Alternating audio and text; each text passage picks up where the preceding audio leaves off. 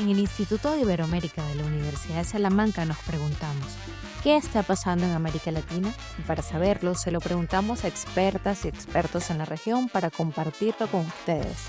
Gracias por acompañarnos. Bolivia lleva varias semanas de amplia movilización social. Bloqueos de carretera, marchas multitudinarias y enfrentamientos protagonizados por sindicatos campesinos, organizaciones obreras y sectores vinculados al MAS sacuden al país. Las movilizaciones, que comenzaron como respuesta a medidas económicas del gobierno, han derivado en una exigencia abierta de renuncia al presidente Rodrigo Paz, quien llegó al poder prometiendo un cambio de página tras 2 décadas de hegemonía del MAS. Frente a la presión de las calles, el gobierno ha apostado por el diálogo mientras acusa a Evo Morales de instigar las protestas y advierte que no tolerará a quienes busquen alterar el orden democrático. Mientras tanto, el desabastecimiento ya afecta a varias regiones del país. Para comprender el escenario boliviano, nos acompañan Sofía Cordero, Roberto Lacerna, del Centro de Estudios de la Realidad Económica y Social, Esther Campo, de la Universidad Complutense de Madrid, y Franz Barrios, de la Universidad de Oxford, quienes nos ayudarán a entender quiénes son los actores que se movilizan, qué capacidad tiene el gobierno de resistir y hacia dónde puede ir Bolivia desde aquí. Soy Nicolás Miranda, investigador del Instituto de Iberoamérica y profesor del área de Ciencia Política de la Universidad de Salamanca. Gracias por acompañarnos. Bolivia acaba de vivir una transición. Por primera vez en 20 años, el MAS perdió el gobierno en la asumió. Sin embargo, Rodrigo Paz llega al poder con una base electoral frágil y sin mayoría parlamentaria. Un mandato de cambio, pero sin los apoyos para sostenerlo. Apenas 6 meses después de asumir, el país está paralizado. Sofía Cordero nos explica qué está pasando en Bolivia. Son el acumulado de insatisfacciones de los primeros 6 meses de gobierno de Rodrigo Paz. Él gana la presidencia y su bancada también con el apoyo de los sectores que dejaron de apoyar al MAS luego de la crisis, de la debacle del gobierno, del último gobierno del masismo con Luis Arce. Entonces, esos gobiernos optan por una opción más de centro que la derecha más radical de Tuto Quiroga, por ejemplo, y votan por Rodrigo Paz. Pero el gobierno, una vez en el poder, no fija claramente ciertos caminos, ciertas políticas, gestos de inclusión con esos sectores de apertura y más bien obedece en un primer momento a las demandas, a los discursos e incluso en su equipo integra a gente de clase media alta, a las élites, incluso no solo de La Paz, sino de Santa Cruz, y empieza a acumularse una insatisfacción, una deuda con los sectores organizados, populares y campesinos que le dieron el voto. Esa insatisfacción tiene un primer hito con la subida del precio de los combustibles en noviembre del año 2025, que si bien solucionó el problema de escasez que venía durante más de un año, provocando muchos problemas y conflictos, sí dejó una deuda pendiente, que es el ofrecimiento de subida de salarios o de bonos, como el Juancito Pinto o el bono dignidad, para paliar la crisis, ¿no? La subida de precios de los combustibles. Esa subida no ha llegado todavía y más bien lo que hubo fue el conflicto por lo que se llamó gasolina basura, gasolina de mala calidad, que generó una respuesta también, indignación en la gente, porque alegaban que había daños en los vehículos, en los tractores, en las motos de los campesinos, etc. Esto, sin embargo, el gobierno logró sortear este primer hito de conflictividad, pero ahora parece hacer explosión en un contexto en el que emite una ley, una nueva ley agraria muy polémica. El tema agrario en Bolivia es bastante complejo por las diferencias regionales y esta ley parecería agradar más a los sectores productivos, empresariales, agroempresariales del oriente boliviano y dejar muchas puertas abiertas para la insatisfacción del occidente, de los sectores campesinos, del altiplano sobre todo. El Departamento de La Paz entonces se vuelca también frente a la posibilidad de privatizaciones de las empresas públicas y tenemos unas manifestaciones con demandas muy claras en un primer momento: aumento salarial para paliar la crisis económica y la subida de los precios de los combustibles y sus consecuencias, y derogatoria o un fuerte rechazo a esta ley agraria 1720, que de hecho la Cámara de Senadores del martes en la noche acaba de abrogar, acaba de dejar sin efecto, justo para poder iniciar los diálogos, porque si no lo hacía era muy difícil que puedan sentarse, empezar a dialogar con los sectores movilizados. Ahora, la COB que lidera las manifestaciones, los mineros, los ponchos rojos, componen una serie de un bloque, digamos, de manifestaciones muy complejo de trabajadores, campesinos, trabajadores urbanos, fabriles, mineros, planteando un escenario en donde Rodrigo Paz tiene que demostrar que es capaz de solucionar el conflicto. Ha dado algunas señales que parecen positivas en el sentido de no recurrir, por ejemplo, al estado de excepción, optar por el diálogo, ha planteado crear una comisión económica y social en donde se sentarán todos los sectores interesados y bueno, ha prometido no llevar adelante privatizaciones, una serie de aspectos que abren las puertas al diálogo. Ahora, los diálogos recién empiezan y los sectores son tan diversos y tienen demandas que van desde lo más puntual hasta la renuncia del presidente, aunque la demanda de renuncia del presidente va perdiendo fuerza, va perdiendo sentido porque realmente no tiene ningún asidero en la realidad.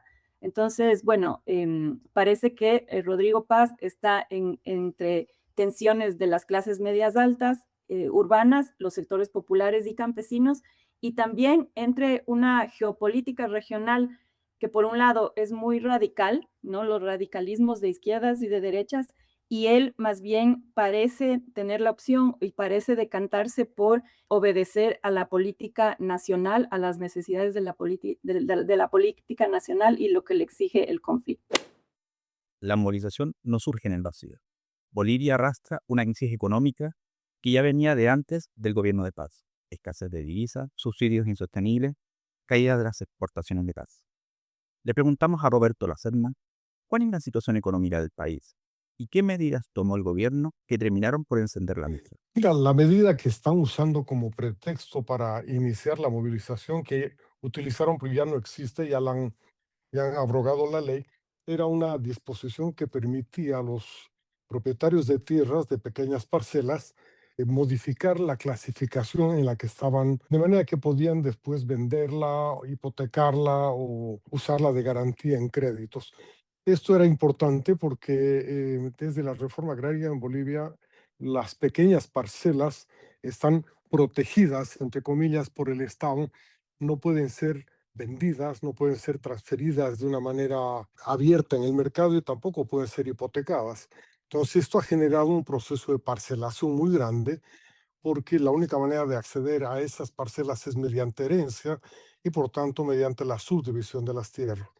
Entonces, los senadores de la oposición plantearon la posibilidad de modificar el estatus de esas parcelas y esto generó una movilización inmediata muy fuerte, muy vigorosa, pese a que la ley no obligaba nada a nadie, la ley simplemente abría la posibilidad de que los pequeños parcelarios pudieran hacer uso pleno de su derecho propietario. En todo caso, ese fue realmente un pretexto y creo que sobre eso se ha sumado la idea de que el gobierno estaba preparando un paquete de leyes, un ajuste más fuerte, y claro, se han opuesto a este ajuste con una gran movilización que es excesiva, ¿no?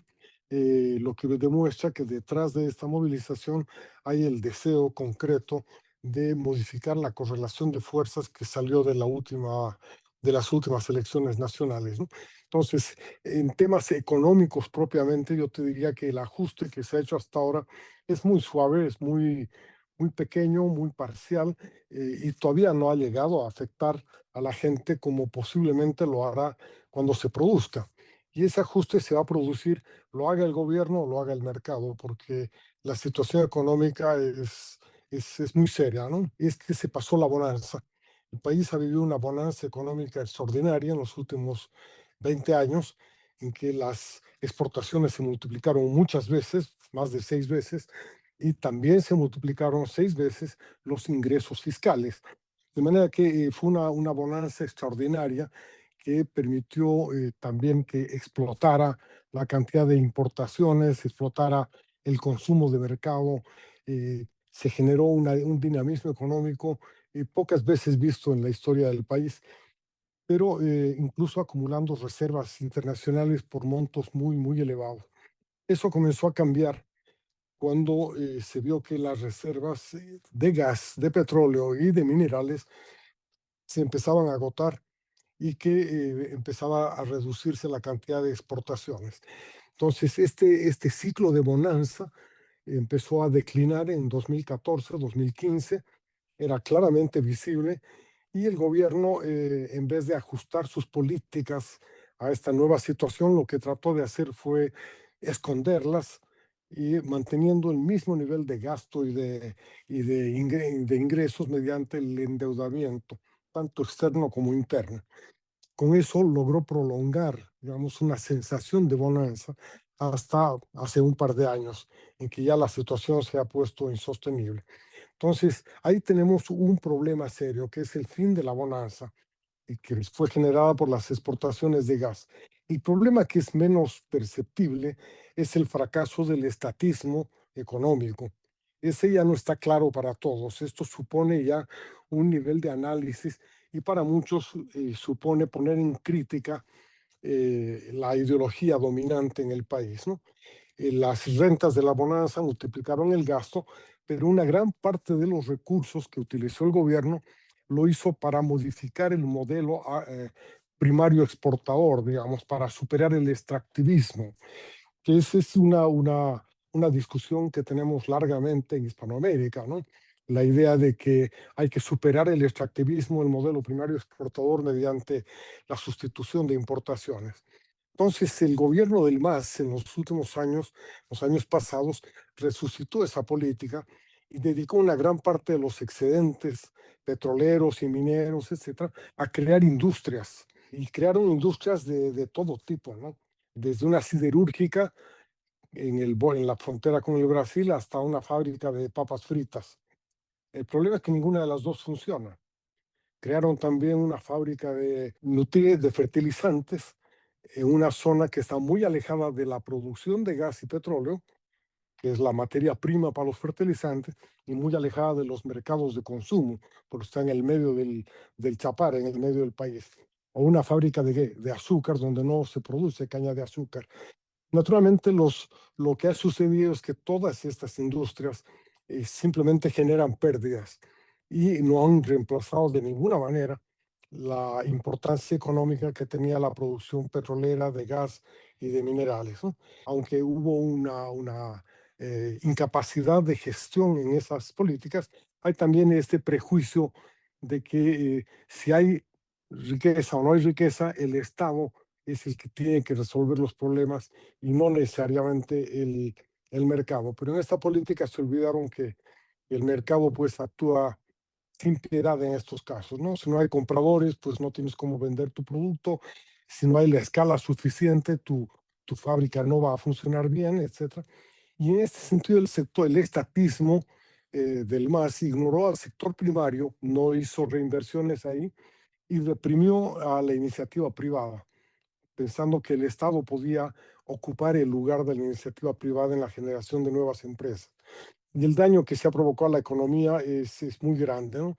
Porque, como decía, para esconder el fin de la bonanza y de esconder el fracaso del estatismo, se ha recurrido a préstamos del exterior en cifras que sobrepasan totalmente a las que ha habido nunca antes en la historia boliviana, ¿no?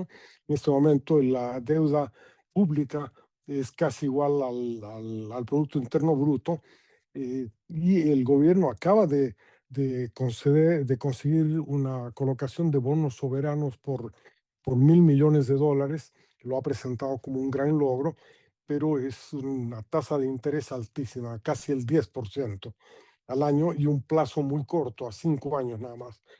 En ese sentido, el gobierno ha dado pequeños pasos para estabilizar la economía, buscando reducir el daño y sanear las cuentas públicas. Y lo ha hecho de una manera suave, tratando de no provocar conflictos sociales. Pero hemos visto que no ha podido hacerlo, que los que quedaron fuera del sistema político han estado esperando cualquier pretexto para movilizar a la gente y lo están haciendo.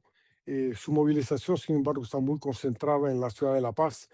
El resto del país yo diría que prácticamente es inexistente, pero está muy centrada en La Paz, tiende a tener comportamientos muy violentos y eso está generando también mucho temor en la población urbana y está atando las manos del gobierno para seguir haciendo lo que tiene que hacer, que es eh, ajustarse, adecuarse, si tú quieres, a la nueva situación sin bonanza exportadora y con enormes desafíos económicos para recuperar la confianza de la gente, de los inversionistas y de los agentes económicos externos, ¿no?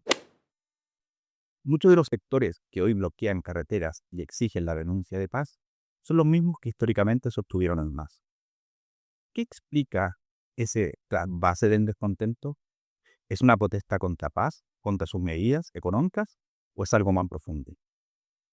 Este campo nos ayuda a desenredar quién son los actores en juego y qué intereses mueve a cada uno.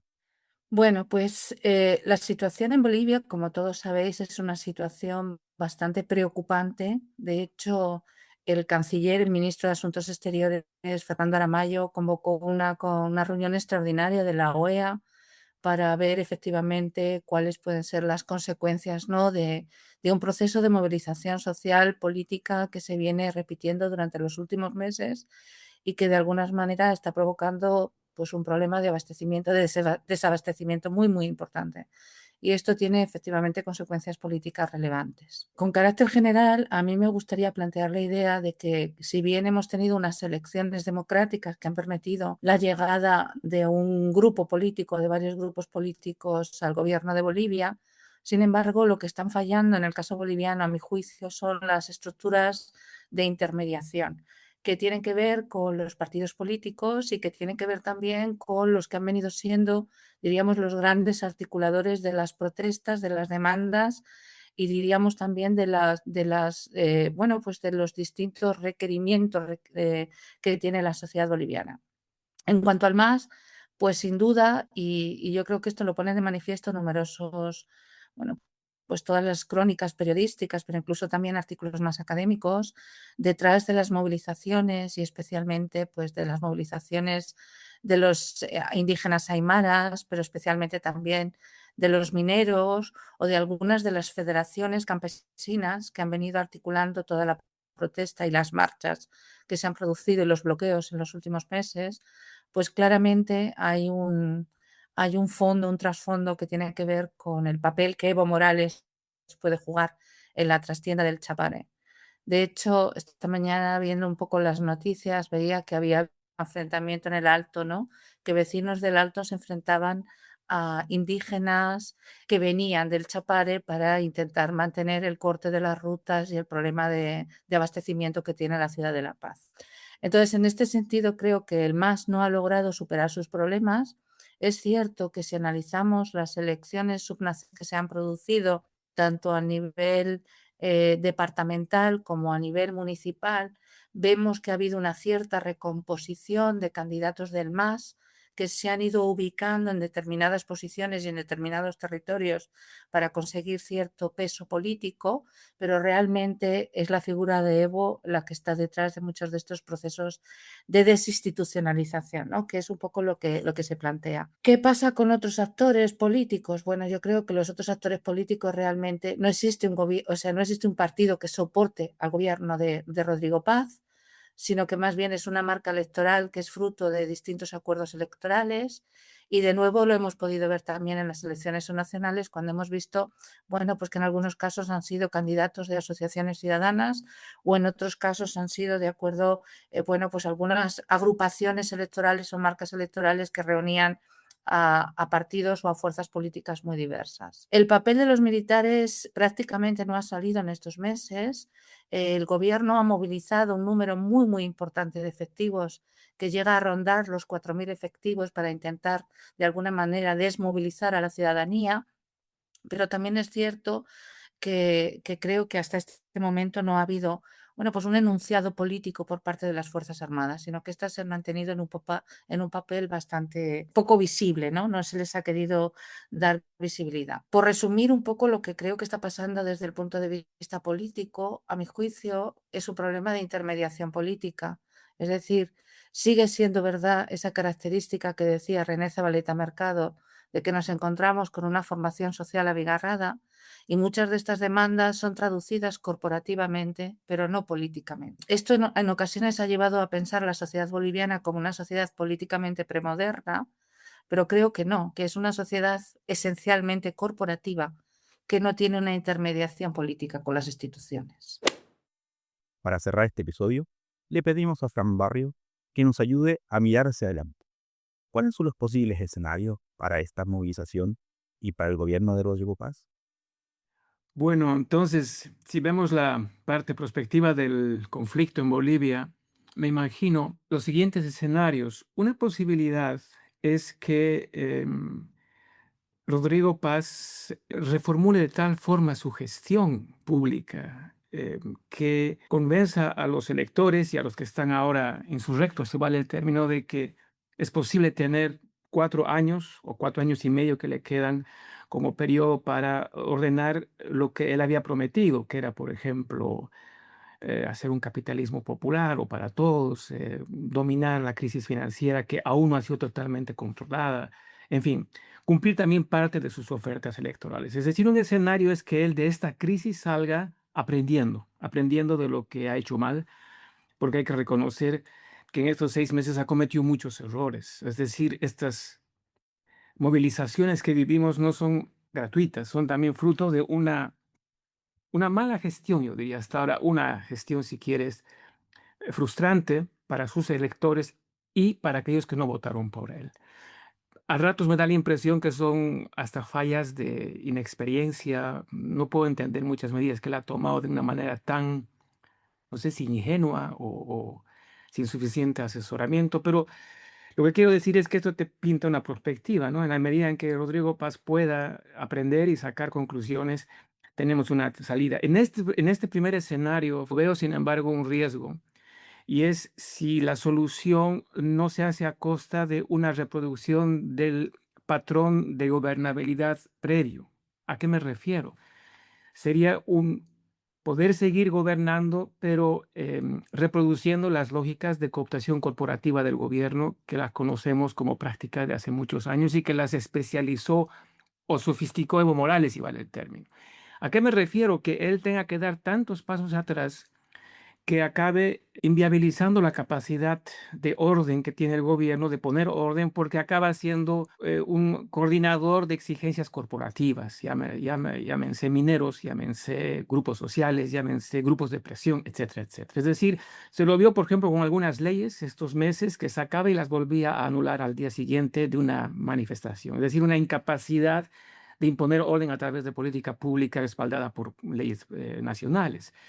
Entonces, sería un escenario en el que sí logra mover el barco en los próximos años, pero atosigado por acuerdos no siempre beneficiosos. Te pongo el ejemplo de la minería, de darles carta abierta en términos medioambientales, por ejemplo, con tal de que no lo presionen en los próximos años. Entonces tú tienes al final una gobernabilidad más o menos creíble, pero a costa del medio ambiente.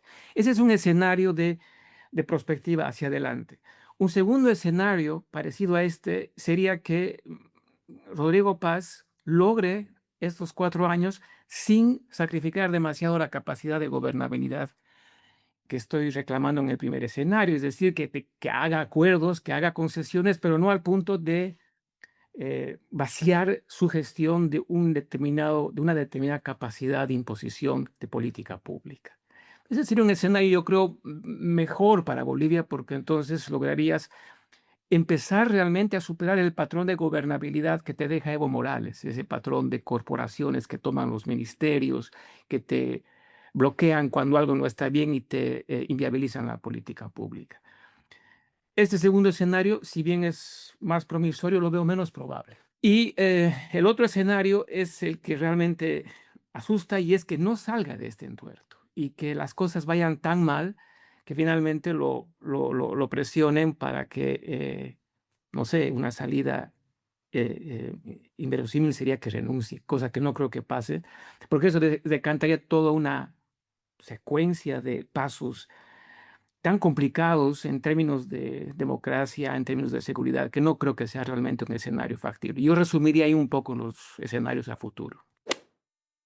Muchas gracias a Sofía, Roberto, Esther y Fran por compartir su conocimiento con nosotros. Y muchas gracias a todos y todas por acompañarnos. Nos vemos en un próximo episodio de ¿Qué está pasando? Mantente al día con los temas más relevantes de América Latina. Síguenos en nuestras redes sociales @iberoame en Instagram y X y forma parte de nuestra comunidad.